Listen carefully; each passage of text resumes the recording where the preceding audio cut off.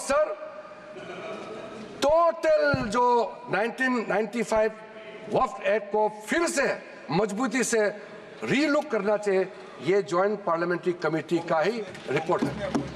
और एक आपने अपॉइंट किया, अब देखिए ज्वाइंट पार्लियामेंट्री कमेटी का मेंबर, आपको मैं मेंबर का नाम भी दे देता हूं, चेयरमैन का तो नाम मैंने बता दिया, आपका वरिष्ठ नेता थे, आपने अपॉइंट किया। ये सारा रिकमेंडेशन आज आप तो हमको शाबाशी देना चाहिए, जो आप नहीं कर पाया वो हम ला रहे हैं सदन में। सारा का सारे प्रॉब्लम, सारा का सारा सजेशन ये उस समय सबको मालूम कर चुके हैं। इसलिए सर राहुल जी कन्विंस हो गए, ये मनी मन में सब कन्विंस है, ये राजनीतिक दबाव में अपोज कर रहे हैं, अंदर अंदर सब लोग समर्थन दे रहे हैं, ये मुझे मालूम है अध्यक्ष महोदय जी। सर राहुल गांधी सहमत होकर जा रहे हैं। राहुल गांधी जी तो अभी बाहर निकले हैं, लेकिन सहमत देकर के गया है कि हम जो कह रहे हैं सही कह रहे हैं। सर मैं इसी बीच कुछ इंडिविजुअल केसेस और कंसल्टेशन जो हम आज बिल लाया है, कुछ सदस्यों ने कहा है कि और कंसल्टेशन होना चाहिए था। आपको मैं दावे के साथ बताना चाहता हूं, जितना कंसल्टेशन प्रोसेस पिछले 10 सालों में किया गया है, आज तो किसी सरकार ने इतना स्टेक होल्डर से कंसल्टेशन प्रोसेस नहीं किया है। मैं आपको बताऊंगा अभी, आप सिर्फ शांति से सुनिए सर। मैं फिर से कहता हूं, जो संविधान का हवाला दे करके बिल का जो पर्पस को, मंशा को गलत धारणा दे करके मिसलीड करना चाहता है, मैं फिर से कहना चाहता हूं सर, अगर कोई भी बोर्ड हो या कोई भी इंडिविजुअल हो, अगर कुछ काम ऐसा करता है जिसको कोर्ट में रिव्यू करना है, तो इसमें सर गलत बात क्या है? अगर ट्राइब्यूनल का फैसला गलत है, अगर उसमें कोर्ट में अपील करने का प्रावधान देते हैं, उसमें गैर संवैधानिक कैसे हो गया ये बताइए आप अगर तर्क रखते हैं तो आप उसका जस्टिफिकेशन भी देना पड़ेगा सर। अगर सर ऐसे केसेस में अभी बताने वाला हूं कि कितने सालों तक वक्फ बोर्ड में बैठे वाले लोग आपस में तालमेल करके और ट्राइब्यूनल में मैटर दे देते हैं, और ट्राइब्यूनल अपने तरीके से या पेंडिंग रख देते हैं या दूसरे तरीके से फैसला देते हैं। इसका चैलेंज आप किसी अदालत में नहीं कर सकते हैं सर। लोकतंत्र में, भारत जैसा महान देश में क्या ऐसा व्यवस्था इतने सालों तक चलना चाहिए सर? वो गुमराह करे, वो ऐसा तरीका बनाया इन्होंने कि ट्राइब्यूनल सर ये इस तरह से आप लोग बात करके मेरा आवाज नहीं दबा सकते हैं। सच्चाई सुनना पड़ेगा आपको, क्योंकि सर तरीका ऐसा बनाया कि ट्राइब्यूनल का जजमेंट का रिव्यू नहीं हो सकता है। कितने कोर्ट में पेंडिंग है वो मैं अभी बताऊंगा सर। दूसरा इन्होंने संविधान का हवाला दिया सर, इन्होंने संविधान का बार-बार हवाला दिया। हमारा देश के अंदर में कोई भी कानून, कोई भी स्पेशल लॉ सुपर लॉ नहीं हो सकते हैं, संविधान से ऊपर कोई कानून नहीं हो सकते हैं। लेकिन आप सर इसमें प्रावधान देखिए, इस 1995 का वक्फ एक्ट में ऐसा प्रावधान है जिसका बाकी कानून के ऊपर में ओवरराइडिंग इफेक्ट था सर। क्या ऐसे कानून हमारे देश में होना चाहिए सर? जो मैं यूएई के बारे में बताना चाहता हूं, जब हमारा देश का विभाजन हुआ, यहां से जितना मुसलमान पाकिस्तान गए उनका भी प्रॉपर्टी था, और पाकिस्तान से जितना हिंदू भारत में आए उनका भी प्रॉपर्टी काफी वहां थे। पाकिस्तान में जितना भी हिंदुओं का प्रॉपर्टी है वो तो सरकार ने ले लिया, और बाकी जो भी करना था कर लिया। यहां से जो मुसलमान गए उसमें ज्यादातर लोगों ने अपना प्रॉपर्टी को वक्फ के तहत डिक्लेयर करके गए। और सर ऐसा कई केसेस है, मैं अभी बहुत लंबा इसमें नहीं जाना चाहता हूँ, ये फैक्चुअल चीज है सर। मैं ये कहना चाहता हूँ कि ठीक है, आपका जमीन है, आप किसी को क्या करना चाहता है मैं उसको नहीं कह रहा हूँ। मैं इसी बात को कहना चाह रहा हूँ कि अगर किसी ने अपना विल, अपना डीड दिया है, अपना जो मनसा को साफ किया है, अगर उसका लाभ मुसलमान महिला या मुसलमान बच्चे को अगर लाभ नहीं मिलता है तो क्या सरकार चुपचाप बैठना चाहिए सर? ये हमारा दायित्व है, ये इस सदन का दायित्व है कि गरीब महिला कोई भी हो, चाहे हिंदू हो, मुसलमान हो, सिख, ईसाई, बौद्ध, पारसी और जैन, कोई भी हो, ये इस सदन का दायित्व है कि न्याय दिलाने के लिए अगर कोई कमी है तो पूरा करना चाहिए। और आज हम सर, आज जो ये अमेंडमेंट बिल लेके आ रहे हैं उसमें सारा प्रावधान रखा गया है। उसमें एक मैटर मैं बोलना चाहता हूं, लॉ ऑफ लिमिटेशन में क्या कहते हैं सर, इसमें ऐसा प्रावधान था जिसको हम हटा रहे हैं आज के इस अमेंडमेंट के जरिए। लॉ ऑफ लिमिटेशन में ऐसा था पुराने कानून में कि इतने साल तक आप अगर कोई अपील नहीं किया या उस समय उसका कुछ बीच में कुछ घटना हो गया या पुराने बहुत साल हो गए, अब लॉ ऑफ लिमिटेशन तो होना चाहिए ना सर, कहीं सीमा तो होना चाहिए। लेकिन इन्होंने ऐसा किया कि मान लो कोई खड़ा होकर कहेगा कि 500 साल पहले मेरा बाप दादा का इस जगह में कोई कार्यक्रम चलता था, नमाज पढ़ा था या किसी ने कुछ किया है, सिर्फ एक बात बताने पर पूरा वो जगह को वक्फ प्रॉपर्टी डिक्लेयर किया जाता था। ऐसा नहीं कर सकते। लॉ ऑफ लिमिटेशन भी इसी संसद ने बनाया है और लॉ ऑफ लिमिटेशन को भी ओवरराइड कर दिया था ये 1995 वक्फ एक्ट ने सर। तो ये कैसे हो सकता है कि एक ऐसा कानून इस देश में कैसे हो सकता है कि बाकी जितना कानून को ऊपर में चढ़ जाता है और उसका ओवरराइडिंग इफेक्ट होता है? ऐसा हो नहीं सकता। हम कैसे एक्सेप्ट किया है इतने सालों तक?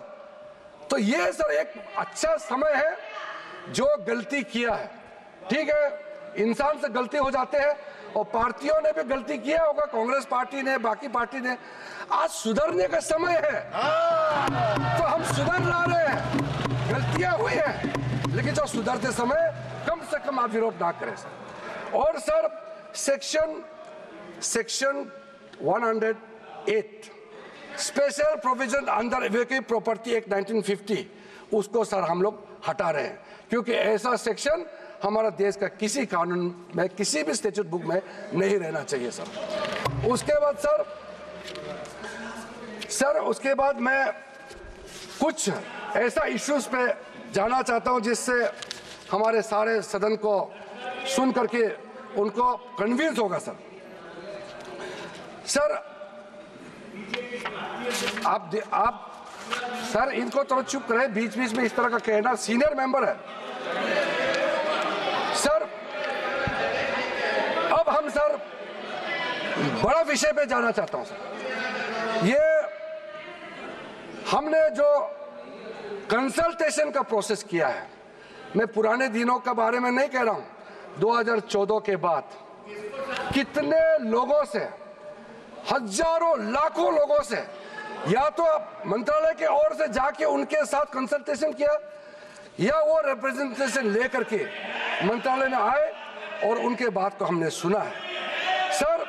पिछले एक साल के अंदर में, पिछले सिर्फ एक साल के अंदर में online complaint 194 complaints related to encroachment and illegal transfer of waqf land एक साल के अंदर में, और 93 complaint against Waqf board officials and 279 एक जनरल कंप्लेंट, ये ऑनलाइन हमारे पास में पोर्टल में आया है। उसके बाद सर आज सर ये एक समुदाय का बात मुसलमानों को गुमराह करके यहां बात रखा जा रहा है। कल देर रात तक मेरे पास में मुसलमानों का डेलीगेशन आते रहा और हमसे पहले भी कितने लोग मिले हैं, और इसको आप ये सोचते हैं कि क्या सर ये क्या बोहरास कम्युनिटी का संख्या कम है, इसके लिए ये महत्व नहीं देंगे क्या? सर अहमदिया ये कम संख्या है, इसलिए क्या उनका सोच, उनका प्रॉब्लम्स का नजरअंदाज करेंगे सर आगा कहानी संख्या कम है क्या उसके बात को नहीं सुना जाना चाहिए सर? एक कम्युनिटी डोमिनेशन करके अगर छोटे छोटे लोगों को कुचल देंगे तो फिर हम इस सदन में बैठ करके हम न्याय कैसे दे सकते हैं? इसलिए ये एक तरफा आवाज उठा करके पूरा मुसलमान के नाम से ये लोग एक तरफा, ये कुछ चंद लोगों का आवाज यहाँ आज बुलंद कर रहे हैं इस सदन में सर जो वक्फ बोर्ड के बारे में कई लोगों ने जिक्र किया है, लेकिन प्राइवेटली इसमें भी कई ऐसा नेता है जो मुझे आके कहा है कि देश में जितना स्टेट वक्फ बोर्ड है सब माफिया लोगों ने कब्जा कर लिया है। ये बहुत लोग कह रहे हैं, आज सदन में नहीं कह रहे हैं, सदन में अपना अपना पार्टी का दबाव या किसी के डर से या वोट बैंक का चक्कर से नहीं बोल रहा है, मगर प्राइवेटली हर एक मुसलमान आकर के कहता है नाम मत बताना नाम तो हम बताएंगे नहीं सर। मैं आप लोगों का पॉलिटिकल इश्यूर में खराब नहीं कर दूंगा। कौन सा एमपी ने मुझे आके बताया कि पार्टी विरोध कर रहा है लेकिन अंदर से हम साथ दे रहे हैं, मैं नाम नहीं लूंगा।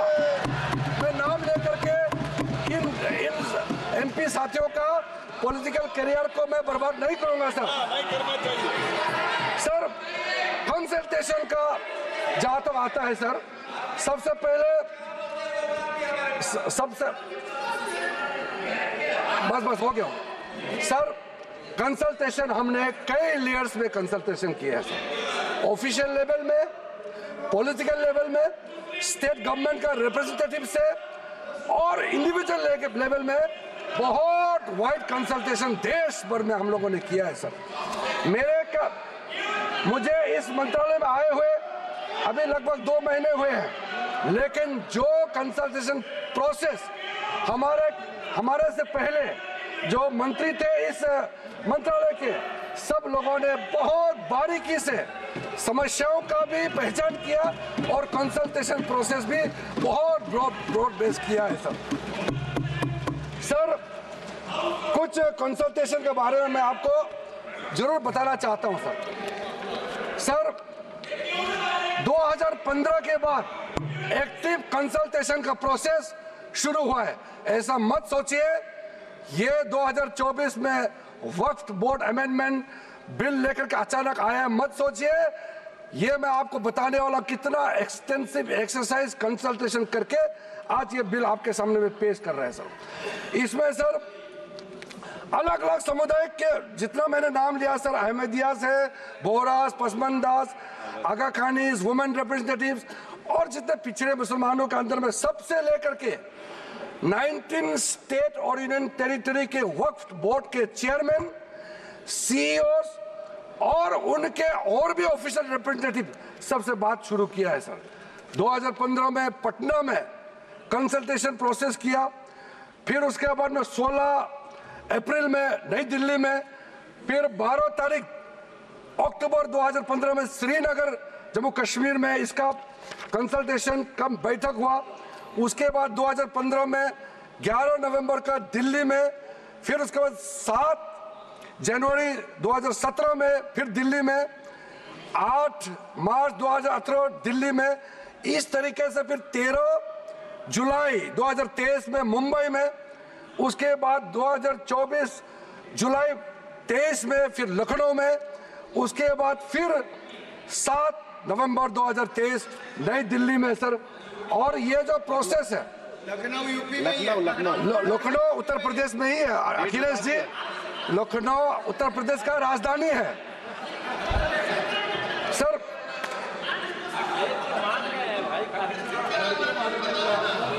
आप मुख्यमंत्री रहे हैं वहां सर।